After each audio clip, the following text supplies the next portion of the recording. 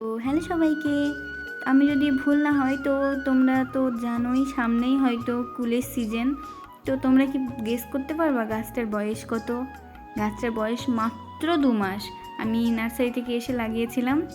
আমার নর্মাল যে মাটিতে লাগাই, আমি কোনো মাটি তৈরি করি না, নর্মাল মাটিতেই লাগাই। তো প্রচুর ভালো গ্রোথ হয়েছে গাছটার। তো যদি আমি বেশি ফুল নিতে চাই বা তোমরাও যদি বেশি ফুল নিতে চাও বা ফল নিতে চাও, তো তার জন্য এই টিপগুলো তোমরা ফলো করো। আমি যেরকমভাবে সব গাছের মাথাগুলো কেটে দিচ্ছি না, তোমরাও গাছের মাথাগুলো কেটে দিতে পারো, কারণ গাছটা ঝাঁকড়া হবে, প্রচুর ফল বেশি দেবে, অফকোর্স নর্মাল।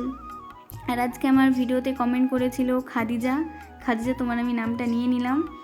তো তারপরে আমি কোথা থেকে মাটি এনে গাছের গোড়াটা একটু গোড়াই করে তার উপরেই দিয়ে দিলাম।